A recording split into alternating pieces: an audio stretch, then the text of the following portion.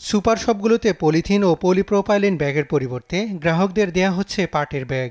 1 October থেকে সরকারের দেয়া নির্দেশনা অনুযায়ী সুপার শপে নিষিদ্ধ পলিথিন ব্যাগ। প্রথম দিন পাট ও বস্ত্র মন্ত্রণালয়ের পক্ষ থেকে এ ব্যাগ বিনামূল্যে দেয়া হলেও বুধবার থেকে গুনতে হবে অর্থ।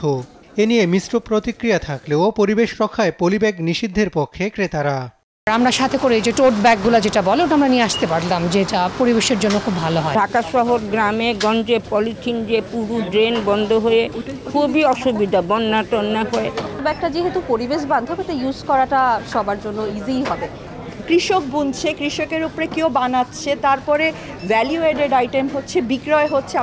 তো 5টা স্টেজ অফ ইকোনমি কিন্তু আপনারা ঘুরাই দিচ্ছেন অনলি ওয়ান আইটেম দিয়ে। যেহেতু পরিবেশ বান্ধব চটের ব্যাগ, আমরা সবাই আসি এটাতে একমত পোষণ করি এবং এটা সাশ্রয়ী রেটে হওয়া উচিত।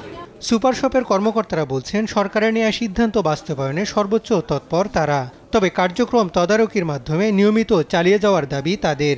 বেশিরভাগ কাস্টমারই বলতেছে না ঠিক আছে, ভালো, এটা পরিবেশ বান্ধব।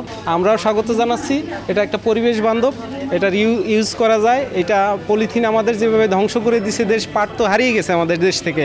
মঙ্গলবার সকালে গুলশানের একটি সুপার শপে এ কার্যক্রম উদ্বোধন করেন পাট ও বস্ত্র মন্ত্রণালয়ের উপদেষ্টা brigadier general M Sakhawat Hossain.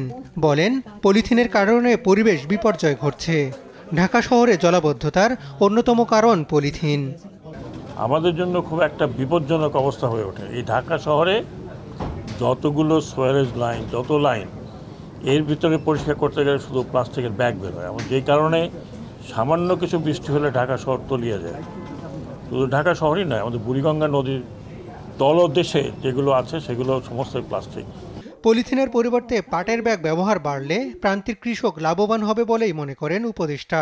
মনে করি যদি আমরা আমাদের মার্কেটটাকে 100% না হলেও আমাদের মার্কেটটাকে যদি আমরা এই পাটের ব্যবহারটা বাড়াতে পারি, তাহলে এখানে আমরা যে ইকোনমিক ডেভেলপমেন্টের কথা বলছি, সেই ইকোনমিক ডেভেলপমেন্ট শুধু যে যারা ম্যানুফ্যাকচার করছেন তাদেরই নয়, একদম প্রান্তিক অঞ্চলে যারা কৃষক আছেন তারা কিন্তু উপকৃত হবেন। আমি রাস্তায় যখনই গিয়েছি, আমি এক জায়গায় থেমেছি, আমি কৃষকদের সাথে আলোচনা করেছি, যারা পাট কিনছেন তাদের সাথেও আলোচনা করেছি।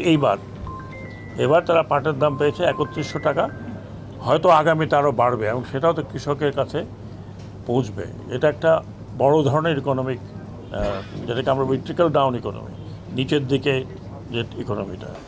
পলিথিন ব্যাগ বন্ধে 1 নভেম্বর থেকে খোলা বাজার ও কারখানায় অভিযানে নামবে সরকার। হাসান মাহমুদ, দেশ টিভি, ঢাকা।